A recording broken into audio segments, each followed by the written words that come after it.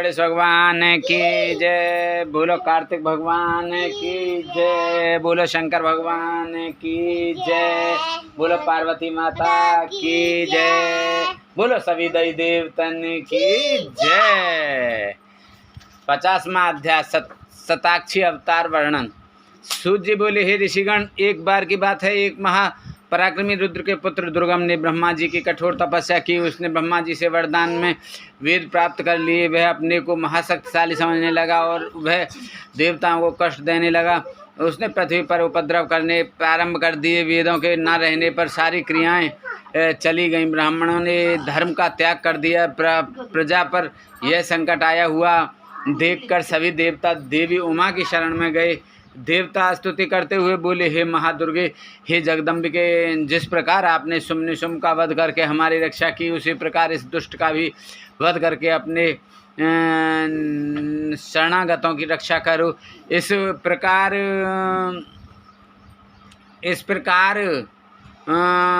देवताओं की स्तुति सुनकर देवी की आँखों में आंसू बहे। तब उसे जल की धाराओं से धरती पुनः हरी भरी हो गई। वृक्ष और औषधियाँ फैलने फूलने लगी। नदियाँ, तालाब और समुद्र जल से सरोवर हो गए।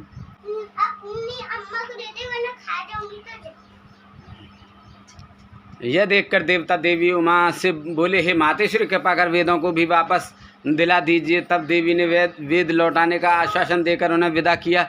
देवता अपने अपने धाम को चले गए। तभी देवी को देवताओं का हित करने वाली जानकर दुर्गम ने उन पर आक्रमण कर दिया। देवी ने भी पलटकर वार करना आरंभ कर दिया। देखते ही देखते देवी उमा और दुर्गम के बीच भयानक युद्ध होने लगा। चारों ओर से बाणों की वर्षा होने लगी। उस समय देवी उमा बहुत क्रोधित हुई। तब उनके शरीर से काली तारा, छिन्न मस्ता, श्रीविद्या, भुवनेश्वरी, रौरवी, बगुला, क्षमा, त्रिपुरा, मातंगी नामक 10 देवियां प्रकट हुई। देखते ही देखते देवियों ने दैत्यों की 100 अक्षौणी सेना का नाश कर उसे तितर बितर कर दिया। तत्पश्चात देवी ने अपने त्रिशूल से दैत्यन दुर्गम का वध कर दिया। देवी ने उससे वेद छीनकर देवताओं को सौंप दिए। प्रसन्न देवता महामाया देवी उमा की स्तुति करने लगे। देवता बोले, हे मातेश्वरी, आपने हमारी रक्षा के लिए अनंता शिव है रूप रखा, इसलिए आप शताक्षी नाम से जग प्रसिद्ध होंगी। सुख द्वारा लोकहित करने के कारण शाकुंभरी और दुर्गम नामक दैत्य का वध करने के कारण दुर्गा कहलाएंगी। हे महाबली, हे ज्ञानदायिनी, हे योगनिंद्रे, हे विश्वजननी, हम आपको नमस्कार करते हैं। आप सदा हमारा कल्याण और सबकी रक्षा करें। तब देवताओं को उनकी रक्षा का आश्वासन देकर देवी अंतर्ध्यान हो गई। 51वां अध्याय क्रिया योग वर्णन। एक बार महामुनि व्यास जी के पूछने पर सनत कुमार जी ने उन्हें महादिव्य क्रिया योग और उसके फल के विषय में बताया। सनत कुमार जी बोले, हे महामुनि, ज्ञान योग क्रियाओं योग और भक्ति और मुक्ति प्रदान करने वाले हैं। ज्ञान, आत्मा और हृदय का मिलन ही क्रिया योग कहलाता है। इसी योग के साथ ब्रह्म अर्थ का संयोग क्रिया योग कहलाता है। कर्म से भक्ति, भक्ति से ज्ञान एवं ज्ञान से मुक्ति प्राप्त होती है। योग ही मुक्ति का एकमात्र मार्ग है। पत्थर, लकड़ी एवं मृतिका से देवी का मंदिर बनवाने, प्रतिदिन यज्ञ करने से एक सा पुण्य प्राप्त होता है। इस श्लोक में श्री पार्वती जी की मूर्ति का निर्माण कराने वाला निश्चय ही दुर्गा लोक को जाता है। देवी का मंदिर बनवाने से पुण्य की प्राप्ति होती है। देवी की मूर्ति की स्थापना कर उसके चारों ओर पचाहना देवी की स्थापना करने से असंख्य पुण्य की प्राप्ति होती है। सूर्य और चंद्र ग्रहण के समय विष्णु सहस्त्र नाम के पाठ से कई गुना अधिक फल देवादिदेव शिव जी का नाम जपने से मिलता है। देवी का नाम जपने से उसके 20 अधिक पुण्य मिलता है। देवी का नाम जपने से उससे भी अधिक पुण्य मिलता है। नित्य प्रति देवी उमा का नाम जपने से दुर्गा जी के गणपति की प्राप्ति होती है। जो मनुष्य माँ उमा का धूप दीप नैवेद्य से पूजन करते हैं, मंदिर को लीपते हैं या उससे साफ करते हैं, उन्हें उमा लोक की प्राप्ति होती है। कृष्ण पक्ष की अष्टमी नवमी तिथि की श्री सूक्त, देवी सूक्त आदि का पाठ कर देवी पर पुष्प अर्पित किए जाते हैं। देवी को कमल का पुष्प या सोना चांदी अर्पित करने से परम गति की प्राप्ति होती है।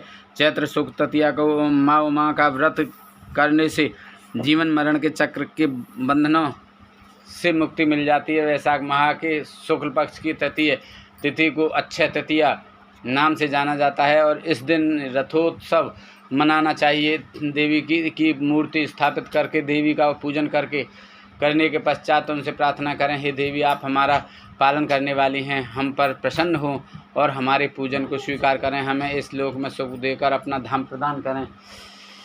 आश्विन माह के शुक्ल पक्ष में नवरात्र का व्रत किया जाता है। यह उत्तम व्रत सभी कामनाओं को पूर्ण करने वाला तथा मनोरथ सिद्ध करने वाला है। इसी पुण्य कल्याणकारी व्रत को करने से विरथ के पुत्र सुरथ राजा बने, समाधि नामक वैश्य को मुक्ति प्राप्त हुई। इसी प्रकार विधि विधान से नवरात्र व्रत को पूरा करने से सभी अभिष्ट फलों की प्राप्ति होती है। इस व्रत को करने से देवी उमा स्त्रियों के सौभाग्य की रक्षा करती हैं तथा इस व्रत के प्रभाव से विद्या, धन, पुत्र आदि की प्राप्ति होती है। इस प्रकार उमा सहित संहिता का पवित्र भक्ति में स्वरूप मैंने आपको सुनाया है। इसे पढ़ने एवं सुनने से कामनाएं पूरी होती हैं और सब सुख भोग कर मनुष्य परम धाम को प्राप्त करता है। बोलो शंकर भगवान की जय, पार्वती माता की जय। श्री कैलाश संहिता प्रारंभ। जो प्रधान प्रकृति और पुरुष के षष्ठी पालन के संहार के कारण उन पार्वती देवी एवं देवादिदेव भगवान शिव को उनके गण और पुत्रों सहित बारंबार प्रणाम है।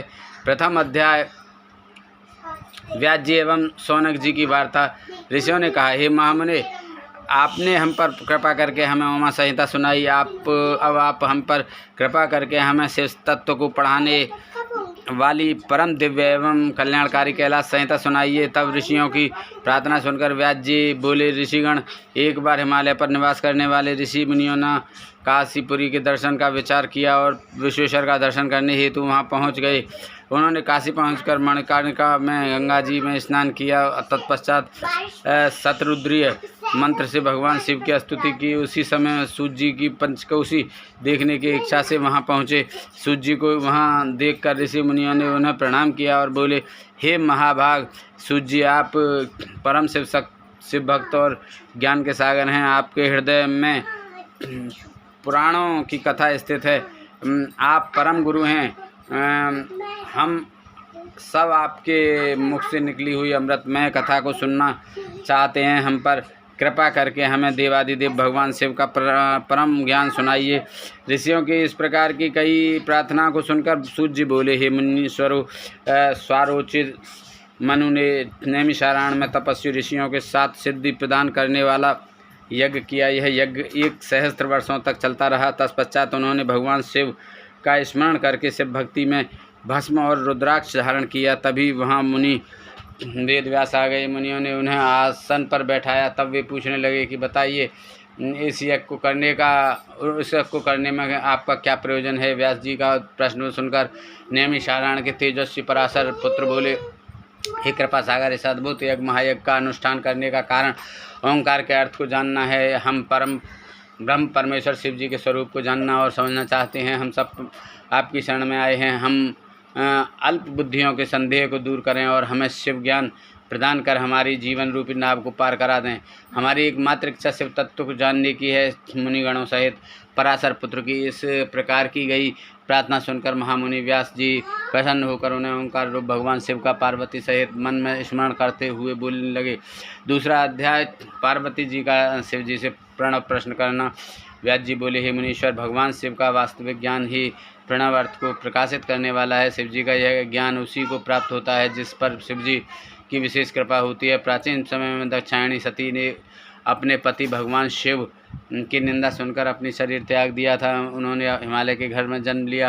देव ऋषि नारद की प्रेरणा से शिव जी की तपस्या कर उन्हें प्रसन्न कर पति रूप में प्राप्त किया। एक दिन भगवान शिव देवी पार्वती के साथ कैलाश पर्वत पर बैठे हुए थे। देवी पार्वती ने शिव जी से कहा, हे देव, आप मुझे मंत्र दीक्षा देकर विशुद्ध तत्व प्रदान करें। श्री पार्वती जी के वचन सुनकर शिव जी बोले, देवी, मैं आपकी इच्छा अवश्य पूरी करूंगा। यह कहकर उन्होंने पार्वती जी को प्रणव मंत्र प्रदान किया, परंतु देवी इससे संतुष्ट न हुई और बोली, प्रभु, आपने मुझे ओंकार रहित उपदेश दिया है, मुझे प्रणव की प्राकट्य कथा की भी बताइए। वेदों में ऐसे कैसे वर्णित किया गया है, इसकी व्यापकता एवं कला और पंचात्मकता के बारे में भी विस्तार से बताइए। इस प्रणव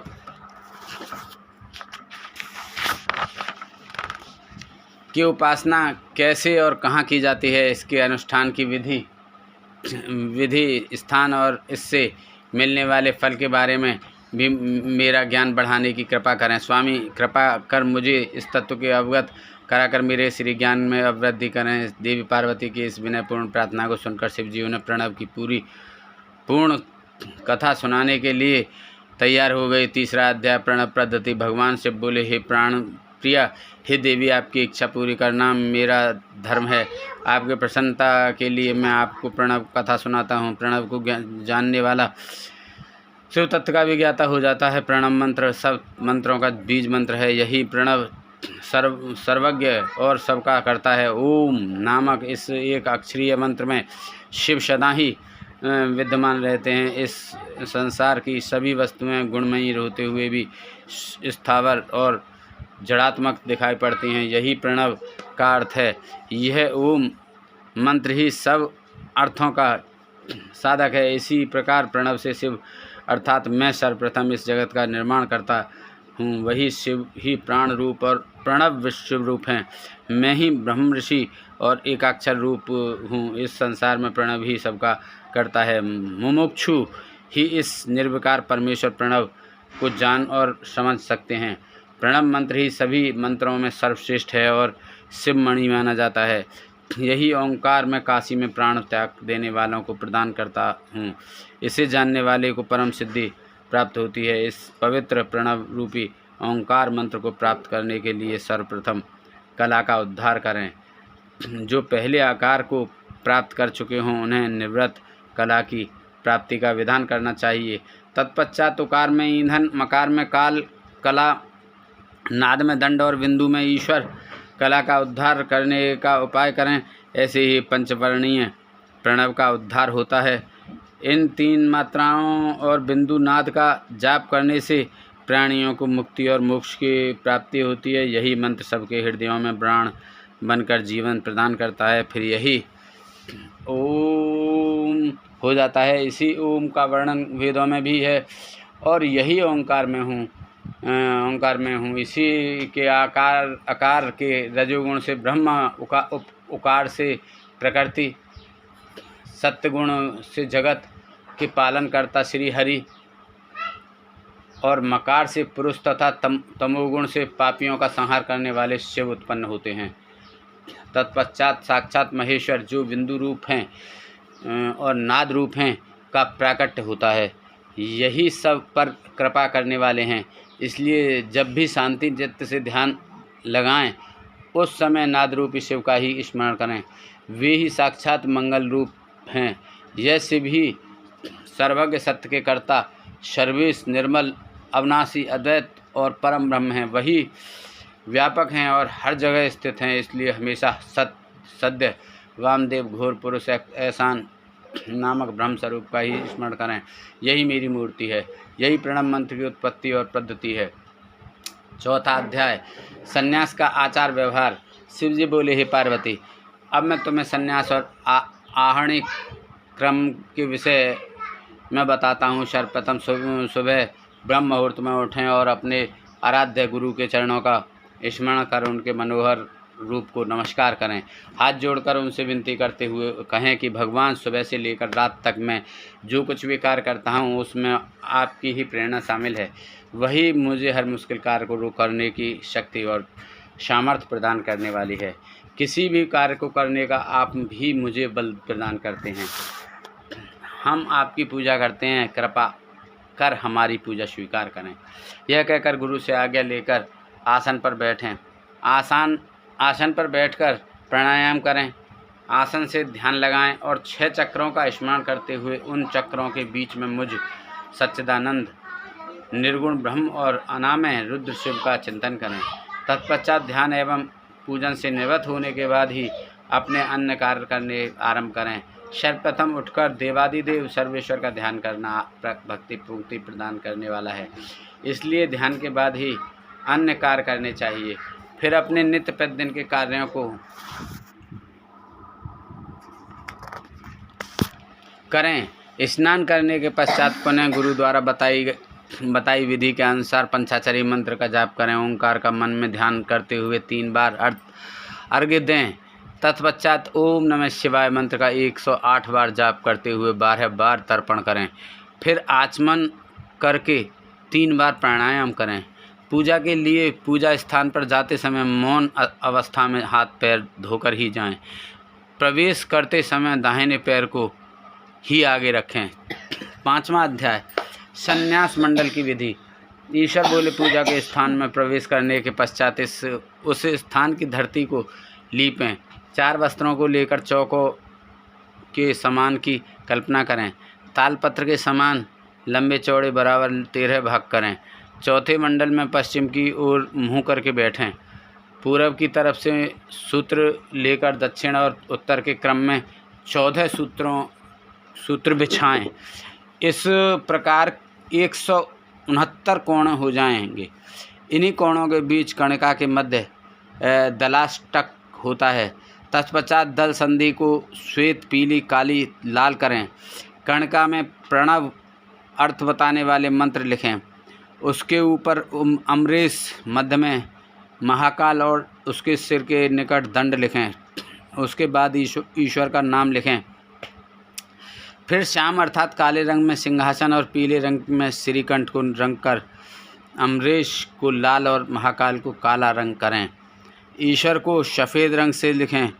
ऐसा लाल यंत्र संध्युजा मंत्र से दान करें। फिर नाद से ईशान को भेद कर अग्निक्रम से बाहरी पंक्ति को ग्रहण करें। 4 कोणों को श्वेत और लाल धातु से रंग कर 4 दरवाजे बनाएं। इन दरवाज़ों के चारों ओर पीले रंग हों। दक्षिण दिशा के कोष्ठ में 8 दल का कमल रखें। इस प्रकार विधि विधान से सभी दिशाओं के मंडल को अंकित करके सूर्यदेव की पूजा करें। 6ठा अध्याय न्यास वर्णन। भगवान से बोले ऋषिगण कमल की रचना कर शक्ति कमल की रचना करें और चतुर्थी विभक्ति सहित अंत में नम्हे लगाकर शक्ति कमलाय नम्हे का उच्चारण करते हुए वस्तुओं को धारण करके गुरु को नमस्कार करें। बाहर की ओर त्रिकोण व्रत क्रम से शंख की पूजा करें और शुद्ध सुगंधित जल से 7 बार गंध पुष्प से ओम की पूजा अर्चना कर धेनु मुद्रा दिखाएं। फिर शंख मुद्रा दिखाएं। यह कहकर अपनी आत्मा को शुद्ध करें। प्राणायाम करके ऋषि का स्मरण करें। अग्न्यास करने के बाद अस्त्र मंत्र से अग्निकोण के कमल का प्रेक्षण करें। दक्षिण में स्थापित कमल का पूजन सफ़ेद वस्तुओं से ही करें। तत्पश्चात इसकी चारों तरफ से पूजा करें। इसके बाद सौरयुग पीठ को पूजें। सिंहासन पर मूल मंत्र से मूलाधार में आसन पर बैठकर पिघला नाड़ी के प्रभाव से शक्ति उठाएं। जिस स्थान पर परमेश्वर शिव, देवी, पार्वती सहित शोभित हैं उन्होंने रुद्राक्ष की माला, पास, खटवांग, कपाल, अंकुश, कमल और शंख को धारण किया हुआ है। 4 मुख और 12 नेत्र उनकी शोभा बढ़ा रहे हैं। तत्पश्चात सूर्य देवता का आह्वान करें और मुद्रा दिखाएं। फिर बीज मंत्रों से अग्न्यास करें। अग्नि, ईश्वर, राक्षस और वासु की 4 मूर्तियां बनाकर उनका पूजन करें। पूरब से लेकर उत्तर में मूल कमल दल से आदित्य, भास्कर, भानु और रवि के नाम से क्रमशः सूर्य, ब्रह्मा, विष्णु, महेश और ईशान का पूजन करें। फिर शिव भक्ति में रत हो उनका स्मरण कर भस्म धारण करें। तत्पश्चात गुरु की नम्रता पूर्वक पंचोपचार से पूजा कर उन्हें नमस्कार करें। पूजन की विधि के अनुसार आगे बढ़ाते हुए ईशान का न्यास कर पंचकला क्रम से सद्योजात की कल्पना करें। इस प्रकार प्रणव न्यास करके देवादिदेव महादेव परमात्मा शिव को बांधकर हंस न्यास करें।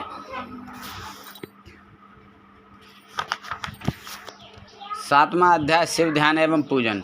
शिव जी बोले मुनीश्वरों, अपनी बाईं ओर चौकोर मंडल बनाकर ओम का पूजन कर अर्चन करें। ओम को अस्त्र मंत्र से शोभित करें। इसी प्रकार प्रणव का भी पूजन करें। फिर उसे चंदन, धूप, सुगंधित जल से पूर्ण करें। उसके आगे शंख मुद्रा, अर्धचक्र, चंद्र, अर्धचंद्र, चतुर्कोण, त्रिकोण मुद्रा एवं षष्ठकोण मुद्रा आदि स्थापित करें।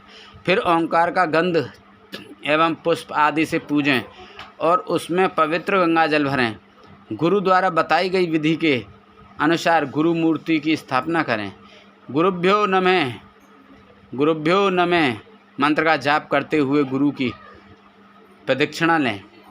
गुरु द्वारा दी गई दीक्षा का बैठकर ध्यान करें। तत्पश्चात स्थापित मूर्ति में देवता का आह्वान करें। एकाग्रचित होकर मन में उसका ध्यान करें। गणेश जी का षोडशोपचार से पूजन कर उस पर फल और फूल मालाएं चढ़ाएं।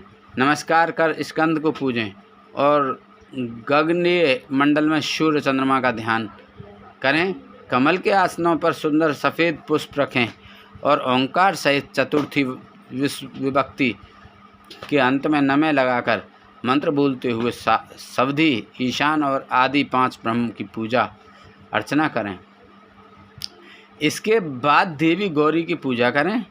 इस प्रकार सवधी पूजन और ध्यान करके जो भी मनुष्य एवं देवता मेरी और देवी पार्वती की उपासना करते हैं और शंख के जल से स्नान कर ओंकार से मोक्षण करते हैं, उन्हें परम सिद्ध प्राप्त होती है। उनकी सभी कामनाएं पूर्ण होती हैं और अभीष्ट फल की प्राप्ति होती है। मोक्ष भी उनके लिए दुर्लभ नहीं है। 8वां अध्याय वर्ण पूजा। सर्वेक्षण शिव बोले, हे देवी, बुद्धिमान और विद्वान मनुष्य एवं देवगण को पूजा करते समय सर्वप्रथम गणेश और कार्तिकेय का पूजन करना चाहिए। तत्पश्चात वेदों के आदि स्वरूप अर्थात शिव का आह्वान कर पूर्व दिशा में कमल कणका के ऊपर चारों ओर पूजा करें। आवो राजानम मंत्र का उच्चारण करते हुए रिवा से रुद्र की पूजा करें। फिर कणका दलों से आवाहन करें। शिव को पूर्व में, हर को दक्षिण में, शिव को उत्तर में और भव की पश्चिम दिशा में यथाक्रम के अनुसार पूजा करें। ओ राओ पाओ ग्याओ ला अर्पण पूर्णम अंग ओंग वांग ओंग सांग और वेद के इन 10 मंत्रों से लोकपालों का पूजन करें। तत्पश्चात दक्षिण दिशा में ईशान देव की पूजा करें। ब्रह्मा और विष्णु का विधि विधान के अनुसार षोडशोपचार से पूजन करें। फिर 5वें आवरण में ओंकार रूपी शिव का स्मरण कर एवं ध्यान करते हुए सवधी पूजन करते हुए नैवेद्य चढ़ाएं और अर्घ्य दें। इसके बाद भोजन की सामग्री एवं तांबूल अर्पित करें। तब नीराज नादीन क्रम से पूजा को विसर्जित कर देवी और देवता का शुद्ध हृदय से ध्यान करते हुए 108 मंत्रों का जाप करें। इनके पश्चात पुष्पांजलि अर्पित करते हुए यो देवानागिति उपनिषद की 6 ऋचाओं का जो नारायणी कही गई हैं जाप करें। फिर प्रदक्षिणा कर साष्टांग प्रणाम करें। आसन पर बैठकर शिव नाम को 8 बार जपें। यह सब क्रियाएं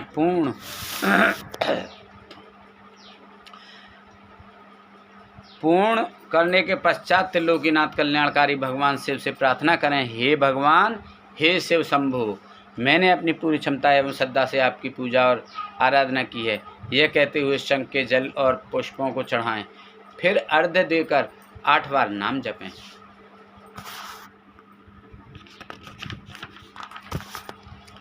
नवा अध्याय शिव के अनेक नाम और ओंकार। शिव जी बोले, हे देवी, शिव महेश्वर रुद्र पिता में संसार वैद्य सर्वज्ञ और परमात्मा ये देवादिदेव महादेव के मुख्य 8 नाम हैं। इन्हीं 8 नामों को प्रतिदिन जाप करना चाहिए। शिव शंकर और महादेव ये सभी नाम शिव स्वरूप ही हैं। उपाधि युक्त होने के कारण शिव के अनेक नाम हैं। वे परिशुद्धात्मा हैं। शिव के विशाल और अनगिनत गुणों के कारण ही उन्हें ईश्वर की संज्ञा दी गई है। 23 तत्वों से परे प्रकृति और प्रकृति से परे 25वां पुरुष है। इसी को वाचक के भाव से वेद में ओंकार कहते हैं। वेद में जानने योग्य आत्म स्वरूप वेदांत में प्रतिष्ठित ही परमेश्वर हैं।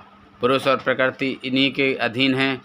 वही अविनाशिनी माया के स्वामी हैं और त्रिगुण तत्व के रक्षक हैं।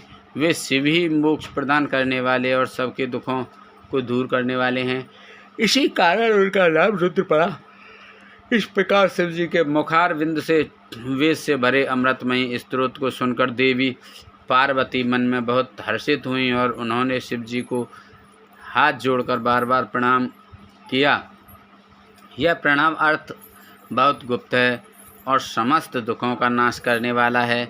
व्यास जी ने भक्ति भाव से पूरी कथा कही, जिसे सुनकर सभी ऋषिगणों ने उनकी पूजा और बहुत आदर सत्कार किया। तब प्रसन्न हो ऋषियों ने अनेक अनुष्ठान किए। फिर व्यास जी कैलाश पर्वत को चले गए। ऋषिगण अपने आराध्य भगवान शिव का ध्यान करने लगे। यह कथा देवी पार्वती ने स्कंद को, स्कंद ने नंदी को, नंदी ने सनत कुमार जी को और उन्होंने महर्षि वेदव्यास जी को सुनाई। यह कहकर पुराण वेत्ता गुरु सूत जी पुनः तीर्थ यात्रा पर चल पड़े। 10वां अध्याय सूतोपदेश वर्णन।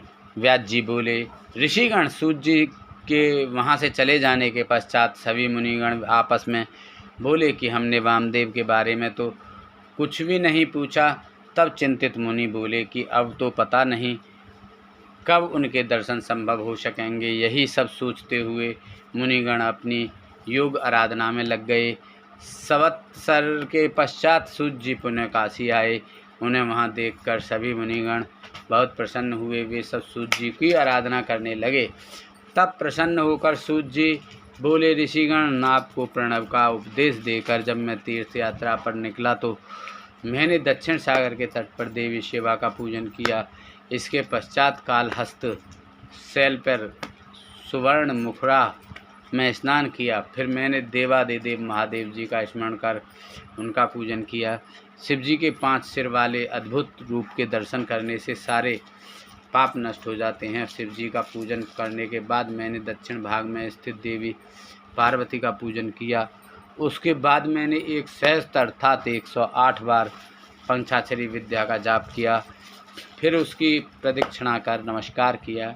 इस मंत्र में कालहस्ती नामक क्षेत्र की प्रदक्षिणा प्रतिदिन करते हुए वही निवास करने लगा। मैं वहाँ पर 4 महीने रहा। तब मुझ पर महाज्ञानमयी प्रसून कालिका की कृपा दृष्टि हुई और उनका प्रसाद मुझे प्राप्त हुआ। तत्पश्चात देवादिदेव शिवा को प्रणाम कर उनकी 12 बार प्रदक्षिणा करके मैं यहाँ आया हूँ। हे ऋषिगण, आप मुझे बताइए कि मैं अब आपके लिए क्या करूं। 11वां अध्याय वामदेव द्वारा ब्रह्म निरूपण। ऋषि बोले, महाभाग सूत जी, हम सभी वामदेव के बारे में जानना चाहते हैं। कृपा कर हमें उनके बारे में बताइए। तब ऋषिगणों की जिज्ञासा शांत करने हेतु सूत जी बोले, हे श्रेष्ठो, पहले मनवंतर में वामदेव नामक एक महामुनि हुए थे। वामदेव को गर्भ से उत्पन्न होने से पूर्व ही शिव ज्ञान प्राप्त था। वे सबके जन्म कर्म को जानने वाले थे। वामदेव मुनि सदा अपने शरीर पर भस्म लगाकर और सिर पर जटा धारण किए रहते थे। वे शांत और अहंकार रहित थे और सदा योग, ध्यान और ब्रह्म में लीन रहते थे। एक बार वामदेव ने दक्षिण शिखर पर जाकर शिव जी के पुत्र स्कंद से भेंट की।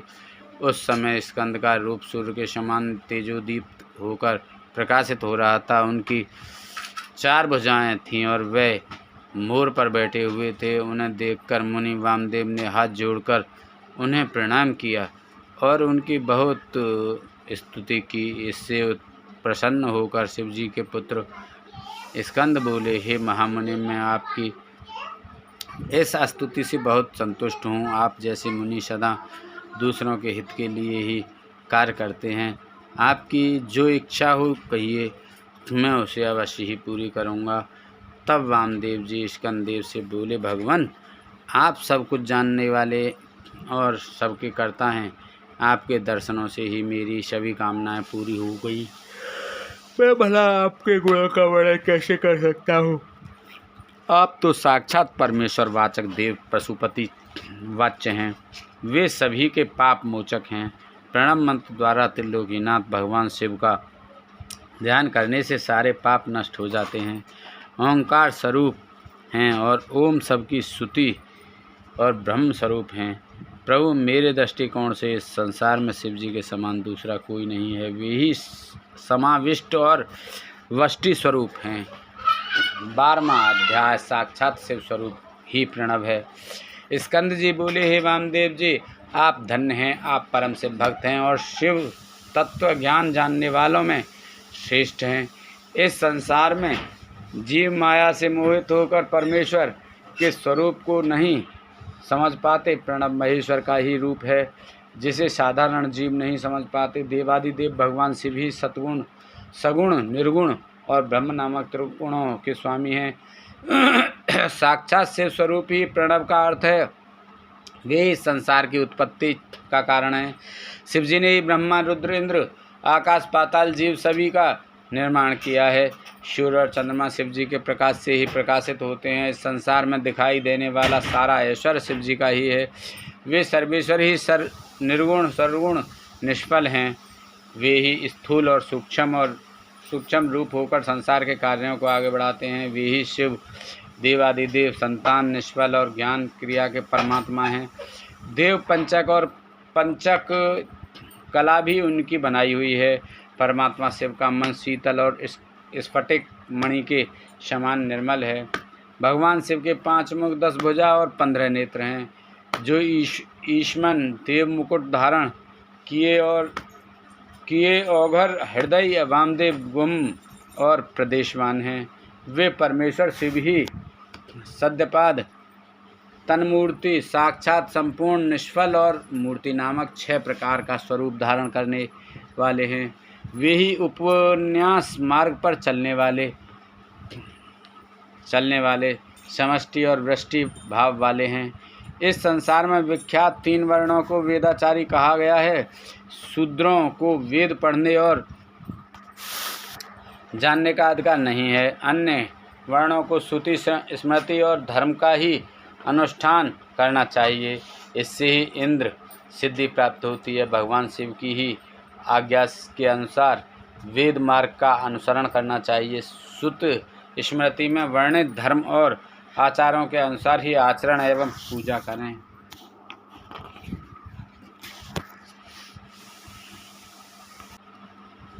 15वां अध्याय उपासना मूर्ति। भगवान स्कंद बोले, त्रिलोकीनाथ कल्याणकारी भगवान शिव ही इस संसार के सृष्टिकर्ता और आकाश के अधिपति हैं। वे ही समष्टि हैं और वे ही वृष्टि भी हैं। उन्हीं देवादिदेव सदाशिव से महेश्वर की उत्पत्ति हुई है। मैं अनंत रूप पुरुष होने के कारण वे वायु के भी अधिपति हैं। वे ही सभी प्रकार की मायाओं और शक्तियों से युक्त हैं। ईश्वर, विश्वेश्वर, परमेश्वर और सर्वेश्वर, यही चतुष्टय व्यष्टि रूप कहा गया है। यही श्रेष्ठ तिरोभाव चक्र कहा जाता है। तिरोभाव 2 प्रकार का होता है, रुद्रादि गोचर एवं जीव समूह का शरीर रूप। पाप और पुण्य जब तक इस संसार में है तब तक इसमें कर्म की साम्यता रहती है। इसी में अनुग्रह करने की सामर्थ्य होती है। इसी विभु में तिरोभाव और कर्म की साम्यता होती है। वही कल्याणकारी भगवान शिव की ही साक्षात परम ब्रह्म, निर्विकल्प और तथा निरामय स्वरूप हैं। तिरोभाव के शांति कला में तिरोभाव चक्र को महेश्वर के अधिष्ठित उत्तम पद कहा गया है। महेश्वर के चरणों की सच्चे हृदय से भक्ति करने वाले को यही पद प्राप्त होता है। उन्हीं महेश्वर के 1000वें अंश से रुद्र उत्पन्न हुए हैं। वे अधीर शरीरधारी और तेज तत्व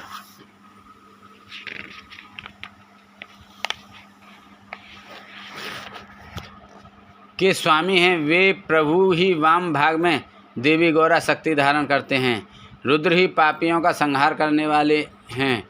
व्यष्टि रूप शिव हर मुंड और भव अद्भुत चक्र विदित हैं। ये सप्रावरण से रक्षित होते हैं। इनके ऊपर की ओर 10 गुना जल है। इस जल के मध्य में रहने वाले को श्रुति द्वारा जल मध्यसायी कहा जाता है। भगवान शिव अनुग्रह, तिरोभाव, संहार, स्थित और सृष्टि से युक्त होकर नई नई लीलाएं करते रहते हैं। वे ही सर्वशक्तिमान ईश्वर हैं। 16वां अध्याय शिव विवेचन। सूत जी बोले, मुनि वामदेव को भगवान स्कंद के मुख से ओंकार रूपी अमृत कथा का श्रवण करके आनंद की अनुभूति हुई। वे बोले, प्रभु इस अमृतमयी कथा को सुनकर मेरा ज्ञान और बढ़ गया है, परंतु फिर भी मैं आपसे एक प्रश्न पूछता हूँ। भगवान सदाशिव से लेकर कीर्ति पर्यत तक इस जगत में स्त्री पुरुष ही दिखाई देते हैं। इस रूपवान अद्भुत संसार की उत्पत्ति का कारण वे परमेश्वर ही हैं या कोई अन्य रूप है? विद्वान और शास्त्रों के अनुसार इसके अनेक प्रकारों का वर्णन करते हैं। कृपा कर मुझे जगत सृष्टा भगवान शिव के भाव का वर्णन कीजिए।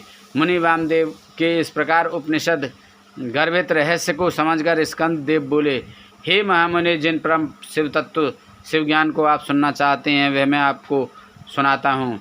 यही ज्ञान मेरे पिता देवादिदेव भगवान शिव ने मेरी माता देवी पार्वती को सुनाया था। उस समय मैं छोटा सा बालक था और माँ की गोद में बैठकर दूध पी रहा था। वे बातें आज भी मुझे याद हैं। कर्म सत्ता से लेकर सभी शास्त्रों में लिखा सभी कुछ ज्ञानदायक है। आप जैसे ज्ञानी पुरुष की ही इतना कुछ जानते हुए भी भगवान के विषय में और अधिक जानने की जिज्ञासा रखते हैं, परंतु मूर्ख और अज्ञानी पुरुष तो सब कुछ जानने और समझते हुए भी ईश्वर के स्वरूप से इनकार कर देते हैं। परमेश्वर परमात्मा को जानना एवं उन्हें पहचानने में कोई संदेह एवं परेशानी नहीं है। वे स्त्री पुरुष के रूप में विश्व के सामने प्रत्यक्ष दिखाई देते हैं। श्रुतियों ने ही कहा है कि सच्चिदानंद परम ब्रह्म सिर्फ सत्य है। जो भी असत्य एवं प्रपंचों से निर्वृत्त अथवा दूर होकर सदाचार का मार्ग का अनुसरण करते हैं वे सदात्मा कहलाते हैं। यही प्रकाश से चित्त होकर जगत के कारण बन जाते हैं, वे ही शिव भक्ति भाव को प्राप्त हैं। उन्हीं को भगवान शिव और शक्ति संयोग से परम आनंद की प्राप्ति होती है। 17वां अध्याय, शिव ही प्रकृति के कारण रूप हैं। वामदेव जी बोले, भगवान पूर्व में आपने ही प्रकृति के नीचे नियत हो और ऊपर पुरुष बताया था, फिर आज आप ये क्या कह रहे हैं? प्रभु मेरा संशय दूर कीजिए। तब मुनि वामदेव जी के वचन सुनकर स्कंद जी बोले, हे मुने, अद्वैत सेवावाद में द्वैत सेवावाद का कोई समावेश नहीं होता। यह नश्वर और अविनाशी है। भगवान शिव ही सच्चिदानंद स्वरूप वाले परम ब्रह्म हैं। इन्हीं त्रिलोकीनाथ कल्याणकारी शिव को ही सर्वज्ञ सबका कर्ता एवं त्रिवेदों का उत्पादक कहा जाता है। वे सर्वेश्वर शिव ही अपनी माया और इच्छा के अनुरूप सचित रूप धारण कर पांचों कला में निपुण पुरुष हो गए हैं। वे ही भोक्ता हैं जो प्रकृति के सभी गुणों को भोगने वाले हैं। वे ही समष्टि और चित्त प्रकृति तत्व के स्वामी हैं। प्रकृति के गुण तत्व से उत्पन्न हुए हैं। गुणों से बुद्धि और बुद्धि से ही अहंकार की उत्पत्ति होती है। तब उससे तेज और उससे मन, बुद्धि और इंद्रियों की उत्पत्ति हुई है। मन के रूप को संकल्प विकल्पात्मक कहा गया है। बुद्धि, इंद्रिय, कान, त्वक, चक्षु, जिह्वा, शब्द, रूप, स्पर्श, रसगंध प्रवृत्ति को बुद्धि और इंद्रियों में शोध का क्रम कहा गया है। वैचारिक अहंकार से कर्म इंद्रियों की उत्पत्ति हुई है, जिन्हें मनुष्यों ने सूक्ष्म कहा है। फिर तन्मात्राएं और शब्द के रूप हुए, जिनसे आकाश, वायु, अग्नि, जल और पृथ्वी की उत्पत्ति हुई है। ये पंच महाभूत कहलाते हैं। शब्दादि, रूप, रसगंध उनकी तन्मात्राएं कहलाए। आकाश, वहन, पाचन, वेग आदि 5 महाकलाएं। इस प्रकार स्कंद जी का वेदांत युक्त वचन सुनकर मुनि वामदेव बहुत प्रसन्न हुए और हाथ जोड़कर पृथ्वी पर लेटकर उन्हें दंडवत प्रणाम करने लगे। उनके चरणाविंदों में उन्हें परम तत्व ज्ञान प्राप्त हो गया था। 18वां अध्याय, शिव धर्म। सूत जी बोले, मुनि वामदेव ने भगवान स्कंद से पूछा, हे भगवान, आप सर्व तत्व को जानने वालों में श्रेष्ठ हैं। आप मुझ पर कृपा करके संप्रदाय के उस ज्ञान को बारे में बताइए जिसके बिना जीवों को भोग और मोक्ष की प्राप्ति नहीं होती। प्रभु कृपा कर मेरे इस संशय को दूर कीजिए। तब वामदेव जी के इन वचनों को सुनकर स्कंद देव बोले, मुनीश्वर, अब मैं आपको एक परम गुप्त तत्व के बारे में बताता हूँ। वैशाख, श्रावण, आश्विन, कार्तिक, अगहन, माघ महीनों के शुक्ल पक्ष में पंचमी अथवा पूर्णिमा के दिन स्नान करके शुद्ध होकर अपने गुरु के चरणों को धोकर उनके पास रखे आसन पर शंख में फूलों को अभिमंत्रित करके रखे। तत्पश्चात गंध और पुष्प से पूजन करे, उसके समक्ष दीप प्रज्वलित करे, मुद्रा से रक्षा कर कवच को मंत्रों से आच्छादित करे। तत्पश्चात विधि पूर्वक अर्घ्य दे और सुगंधित पुष्पों से पूजन करे। आधार पर सुगंधित जल का घट रखकर उसे सूत से लपेटे। उस घट पर पीपल, पिलखन, जामुन, आम और बड़ नामक 5 पेड़ों की छाल और पत्तों तथा हाथी, घोड़े, रथ, बांबी और नदी के संगम स्थान की मिट्टी में सुगंधित को मिलाकर उसे कलश पर लेपे। लेपने के बाद आम के पत्ते, कुसका, अग्र, नारियल, फूल आदि वस्तुओं से कलश को सजाए। सजाने के बाद कलश में पंचरत्न डाले। यदि पंचरत्न ना हो तो सुवर्ण डाले। नील, माणिक्य, सुवर्ण, मूंगा और गोमेद नामक 5 रत्नों को नवलस्क का उच्चारण करते हुए अंत में ग्लूमू कहते हुए विधि विधान से पूजन करे। खीर और तांबूल अर्पित कर 8 नामों का जाप करते हुए पूजा करे। गुरु द्वारा बताई हुई विधि से अनुष्ठान सहित भगवान शिव की पूजन करे, अर्चना करे। फिर गुरु को अपने शिष्य को हम सोहम मंत्र का उपदेश देना चाहिए। उपदेश के बाद भस्म का ज्ञान प्रदान करना चाहिए। उस समय गुरु को अपने मन में यही विचार करना चाहिए कि मैं ही शिव हूँ। इस प्रकार शिष्य को ज्ञान दे। 19वां अध्याय योग पट्ट वर्णन। भगवान स्कंद बोले, मुनि वामदेव अपने शिष्य को पूजा विधि का वर्णन करने के पश्चात गुरु निम्न बातों का उच्चारण करें। मैं ब्रह्म हूँ, वह तू है। आत्मा ही ब्रह्म है। सारा संसार ईश्वर से अधिष्ठित होता है। मैं ही प्राण हूँ। आत्मा ही ज्ञान का सार है। प्रज्ञान आत्मा ही यहाँ विदित अवस्थित है। वही तुम्हारा मेरा अर्थात सबका अंतर्यामी है। वही ज्ञान रूपी अमृत है। वह एक ही पुरुष में और आदित्य में है। वही परम ब्रह्म मैं हूँ। सबसे परे और सबका ज्ञाता और वेद शास्त्रों का गुरु मैं ही हूँ। इस संसार में सारे आनंद का क्षण मैं ही हूँ। सर्वभूतों के हृदय में व्याप्त रहने वाला मैं ही ईश्वर हूँ। सारे तत्वों का और पृथ्वी का प्राण मैं ही हूँ। मैं ही जल और तेज का प्राण हूँ। आकाश और वायु का प्राण मैं हूँ। मैं ही त्रिगुण का प्राण हूँ। मैं ही अद्वितीय और सर्वात्मक हूँ। यह सब परम ब्रह्म रूप हैं। मैं ही मुक्त स्वरूप हूँ, इसलिए मेरा ध्यान करना चाहिए। इस प्रकार भगवान स्कंद ने वामदेव जी से योग पट्ट का वर्णन किया। 20वां अध्याय क्षौर एवं स्नान विधि। भगवान स्कंद बोले, हे मुनीश्वर, अब मैं आपको यतियों को शुद्धि प्रदान करने वाले और स्नान की विधि बताता हूँ। जब शिष्य योग पद को प्राप्त हो जाए तब व्रत करने से पूर्व और करना चाहिए। गुरु को नमस्कार कर उनकी आज्ञा से क्षौर कराएं। फिर नाई के कपड़े को मिट्टी और जल से धुलाएं। फिर शिव नाम का उच्चारण करते हुए हाथ की अनामिका और अंगूठे की आमंत्रित करें। आंखें बंद कर मंत्र का उच्चारण करें और दाहिनी ओर से और क्षौर कराएं। आगे से पीछे की ओर सिर मुड़वाएं और फिर मूछें भी साफ कराएं और नाखून काट लें। तत्पश्चात नदी में 12 डुबकी लगाकर स्नान करें। बेल और पीपल या तुलसी के नीचे की मिट्टी लेकर उसका प्रोक्षण कर अभिमंत्रित करें। उस मिट्टी के 3 भाग करें। एक भाग से 12 बार हाथ मलकर साफ करें। दूसरे भाग की मिट्टी को सिर से मुंह तक लेप करके 12 बार जल में डुबकी लगाएं। फिर 16 बार कुल्ला कर 2 बार आचमन करें। बची हुई मिट्टी का पूरे शरीर पर लेप करें। मन में ओंकार का भक्तिपूर्वक जाप करते हुए 16 बार प्राणायाम करें। फिर ज्ञान देने वाले गुरु का ध्यान करते हुए 3 बार साष्टांग प्रणाम करें। तत्पश्चात तीर्थ स्थान के जल में डुबकी लगाते हुए त्रिलोकीनाथ कल्याणकारी भगवान शिव का स्मरण करें। वे देवादिदेव महादेव ही संसार को तारने वाले हैं। वे ही सबका कल्याण करते हैं। इस प्रकार मैंने आपको स्नान की पूर्ण विधि बताई। 21वां अध्याय योगियों को उत्तरायण प्राप्ति। मुनि वामदेव बोले, हे भगवान स्कंद जी, मैंने सुना है कि योगियों का दाह कर्म नहीं किया जाता, उन्हें तो शुद्ध भूमि में स्थापित कर दिया जाता है, क्या यह सच है? तब मुनिवर के प्रश्न का उत्तर देते हुए असुर निकंदन स्कंद जी बोले, हे मुनीश्वर, यह प्रश्न एक बार महान शिव योगी भृगु ने स्वयं सर्वज्ञ त्रिलोकीनाथ भगवान शिव से किया था। उस समय जो शिव जी ने बताया था वही मैं तुम्हें बताता हूँ। यह परम ज्ञान सब साधारण मनुष्यों को लिए नहीं है।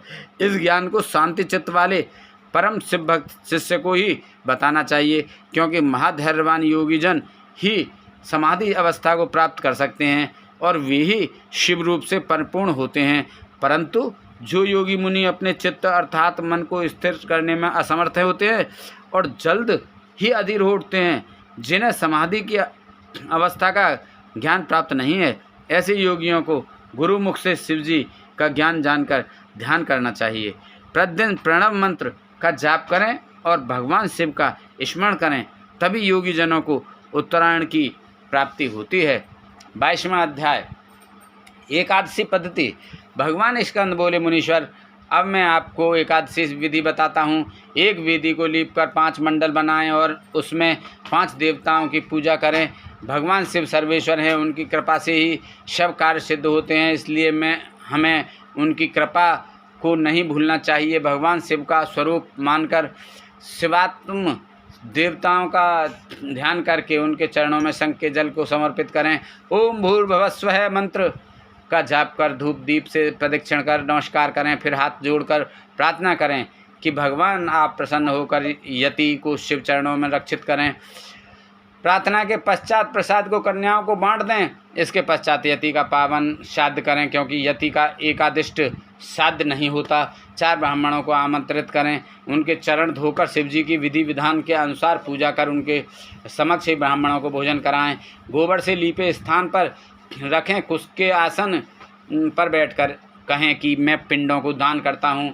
ऐसा संकल्प करके 3 मंडलों का अपने परमात्मा अंतरात्मा और आत्मा के लिए पूजा करें। मन में यह विचार करते हुए कि हमने आत्मा को पिंड दिया है, पिंड दान करें। कुछ से जल छिड़क कर प्रदक्षिण और नमस्कार करें, तत्पश्चात ब्राह्मणों को दक्षिणा दें। ऐसा करने के बाद रक्षा के लिए श्री हरि विष्णु की महापूजा करें और नारायण को बलि दें। अंत में वेदों और शास्त्रों को जानने वाले बाहर ब्राह्मणों का गंध अक्षत और पुष्पों से पूजन करें और प्रार्थना करें। कुछ आसन पर पायस बलि दें। मुनि वामदेव, यह मैंने आपको एकादश की विधि बताई है। 23वां अध्याय, शिष्य वर्ग का वर्णन। स्कंद बोले, मुनि वामदेव, 12वें दिन प्रातः उठकर स्नान आदि नित्य कर्मों से निवृत्त होकर भगवान शिव की पूजा अर्चना करें। मध्याह्न में ब्राह्मणों को निमंत्रण देकर उन्हें भोजन कराएं। मन में गुरु पूजन का संकल्प करें। गुरु के चरण धोकर उन्हें आसन पर बैठाकर कुशां और धूप दीप से आराधना करें। गुरु को नमस्कार कर मंत्र का जाप करते हुए अक्षत अर्पित करें। ब्राह्मणों को भोजन कराकर उन्हें आसन पर बैठाएं। फिर तांबूल देकर दक्षिणा में छतरी, पादुका, पंखा, चौकी और वेणु दंड देकर उनकी प्रदक्षिणा कर नमस्कार करें। उनके चरण छूकर आशीर्वाद पाकर उन्हें विदा करें। अन्य अतिथियों एवं दीन अनाथों को भोजन कराएं। इसी प्रकार प्रतिवर्ष गुरु की पूजा करें। गुरु की उत्तम आराधना से निश्चय ही शिवलोक की प्राप्ति होती है। मुनिवर, वैशंपायन, पैल, जैमिनी और सुमंत नामक 4 महामुनि तेजस्वी व्यास के शिष्य हैं। वामदेव, अगस्त्य, पुलस्त्य और क्रतु योगीश्वर सनत कुमार जी के शिष्य हैं। ये सभी मुनि अद्भुत और भगवान शिव के परम भक्त हैं। इन्होंने ही 5 महाभूतों से आवृत वेदांत सिद्धांत का परम निश्चय किया है। यह मोहनाशक, ज्ञाननाशक और संतोषदायक हैं। यह जगत का कल्याण करने वाले और लक्ष्मी प्रदान करने वाला है। त्रिलोकीनाथ कल्याणकारी भगवान शिव का ध्यान और स्मरण सदा करने से योगी जन शिव स्वरूप हो जाते हैं। ब्रह्मा, विष्णु और शिव का भजन और ध्यान करने से मनुष्य को मोक्ष प्राप्त होता है तथा उनकी सभी कामनाएं पूरी हो जाती हैं। कल्याणकारी देवादिदेव महादेव जी की आराधना सभी दुखों का नाश कर सुख प्रदान करने वाली तथा भोग मोक्ष देने वाली है। इस प्रकार वामदेव जी को उपदेश देकर और उनसे पूजित होकर स्कंद देव अपने माता पिता का स्मरण करते हुए कैलाश पर्वत को चल दिए। तब मुनीश्वर वामदेव भी भगवान स्कंद का अनुसरण करते हुए कैलाश पर गए। वहाँ पहुंचकर वामदेव जी मुनि ने भगवान से पार्वती के चरणों में अपना शीश नवाया। फिर उनकी समक्ष पृथ्वी पर लेटकर अपने आराध्य सर्वेश्वर शिव और देवी पार्वती की स्तुति की तथा उनको शीश नवाया। तत्पश्चात भगवान शिव और माता पार्वती की कृपा पाकर वहीं रहने लगे। इस प्रकार आपको ओंकार महेश्वर का अर्थ जानकर इस परम ज्ञान को प्राप्त करके सदा प्रभु के चरणों का स्मरण करना चाहिए। वे कल्याणकारी शिव ही भक्ति और मुक्ति के दाता हैं। हे मुनीश्वरों, मैंने आपको सब कुछ बता दिया। यह कहकर वे भद्रकाश्रम को चले गए। बोलो भगवान शंकर भगवान की जय। श्री कैलाश संहिता संपूर्ण। ओम जय शिव ओंकार स्वामी भज शिव ओंकार। ब्रह्मा विष्णु सदा शिव, ब्रह्मा विष्णु सदा शिव, अर्धांगिनी धारा। ओम जय शिव ओंकारा। एकानन चतुरानन पंचानन राजय स्वामी पंचानन राजय। हंसानन गरुड़ासन, हंसानन गरुड़ासन, दसवाहन साजय। ओम जय शिव ओंकारा। दो भुज चार चतुर्भुज, दस भुज अति सो है स्वामी, दस भुज अति सो है। तेरे गुण रूप ने रखता, तेरे गुण रूप ने रखता, त्रिभुवन जन मोह। ओम जय शिव ओंकारा। अक्षमाला वनमाला मुंड माला धारी स्वामी, मुंड माला धारी। चंदन मृग मद सोए, चंदन मृग मद सोए, भाले ससधारी। ओम जय शिव ओंकारा। श्वेतांबर पीतांबर बागांबर अंगे स्वामी, बागांबर अंगे। हंसादिक गरुणादिक, हंसादिक गरुणादिक, भूतादिक संगे। ओम जय शिव ओंकारा। करके मध्य कमंडल चक्र त्रिशूलधारी स्वामी, चक्र त्रिशूलधारी। दुख हारी सुख हारी, दुख हारी सुखकारी, जग पालनकारी। ओम जय शिव ओंकारा। ब्रह्मा विष्णु सदा शिव, जानत अब वेका स्वामी, जानत अब वेका। प्रणमाक्षर में शोभित, प्रणमाक्षर में शोभित, ये तीनों एका। ओम जय शिव ओंकारा। त्रिगुण स्वामी जी की आरती जो कोई नर गावे, स्वामी प्रेम सहित गावे। कह तु शिवानंद स्वामी, भजते हरि हर स्वामी, मन वांछित फल पावे। ओम जय शिव ओंकारा। जय शिव ओंकारा। स्वामी भज शिव ओंकारा। ब्रह्मा विष्णु सदा शिव, ब्रह्मा विष्णु सदा शिव, अर्धांगिनी धारा। ओम जय शिव ओंकारा। बोल शंकर भगवान की जय। बोलो पार्वती माता की जय। बोलो कार्तिक भगवान की जय। बोलो गणेश भगवान की जय। अरे जय शंकर शंकर जय शंकर कैलाशपति। जय गोरा गोरा जय गोरा जय पार्वती। जय शंकर शंकर जय शंकर कैलाशपति। जय शंकर शंकर जय शंकर कैलाशपति। जय गोरा गोरा जय गोरा जय पार्वती। जय गोरा गोरा जय गोरा जय पार्वती। जय शंकर जय कृपान शंकर जय शंकर कैलाशपति। जय शंकर जय कृपान शंकर जय शंकर कैलाशपति। जय गोरा गोरा जय गोरा जय पार्वती। जय गोरा गोरा जय गोरा जय पार्वती। जय शंकर जय कृपान शंकर जय शंकर कैलाशपति। जय गोरा गोरा जय गोरा माँ पार्वती। जय गोरा गोरा जय गोरा माँ पार्वती। जय शंकर शंकर जय शंकर कैलाशपति। जय शंकर जय नमामि शंकर जय शंकर कैलाशपति। जय गोरा गोरा जय गोरा माँ पार्वती।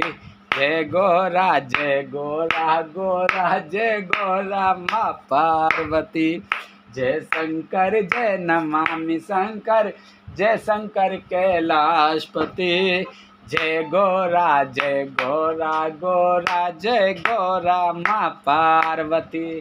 जय गोरा गोरा जय गोरा माँ पार्वती। जय शंकर जय कृपान शंकर जय शंकर कैलाशपति। जय शंकर जय कृपान शंकर जय शंकर कैलाशपति। जय गोरा गोरा जय गोरा माँ पार्वती। जय गोरा गोरा जय गोरा माँ पार्वती। जय शंकर जय कृपान शंकर जय शंकर कैलाशपति। जय गोरा गोरा जय गोरा माँ पार्वती। जय गोरा गोरा जय गोरा माँ पार्वती। जय शंकर शंकर जय शंकर कैलाशपति। जय गोरा गोरा जय गोरा माँ पार्वती। जय गोरा गोरा जय गोरा माँ पार्वती। जय शंकर जय कृपान शंकर जय शंकर कैलाशपति। जय गोरा गोरा जय गोरा माँ पार्वती। जय गोरा गोरा जय गोरा माँ पार्वती। जय शंकर जय कृपान शंकर जय शंकर कैलाशपति। जय शंकर जय नमामि शंकर जय शंकर कैलाशपति। जय गोरा गोरा जय गोरा जय पार्वती। जय गोरा गोरा जय गोरा जय पार्वती। जय शंकर शंकर जय शंकर कैलाशपति। जय शंकर शंकर जय शंकर कैलाशपति। जय गोरा गोरा जय गोरा जय पार्वती। जय गोरा गोरा जय गोरा जय पार्वती। जय शंकर शंकर जय शंकर कैलाशपति। जय गोरा गोरा जय गोरा जय पार्वती। जय गोरा गोरा जय गोरा जय पार्वती। शंकर जय शंकर कैलाशपति। जय शंकर जय शंकर कैलाशपति। जय गोरा गोरा जय गोरा जय पार्वती। जय गोरा गोरा जय गोरा जय पार्वती। जय शंकर शंकर जय शंकर केलपति। जय गोरा जय गोरा जय पार्वती। बोलो शंकर भगवान की जय, बोलो पार्वती माता की जय, बोलो गणेश भगवान की जय, बोलो कार्तिक जी की जय, बोलो सभी दई देवतन की जय, बोलो इंद्रदेव चंद्रदेव सूर्यदेव की जय, बोल पीर बाबा सिद्ध बाबा भूमिया बाबा की जय, बोलो तुलसा मैया गंगे मैया गैया मैया संतोषी माता पृथ्वी माता कालका मैया की जय, बोलो सभी दई देवतन की जय, बोलो शंकर भगवान पार्वती माता की जय, बोल हर हर महादेव शंभू।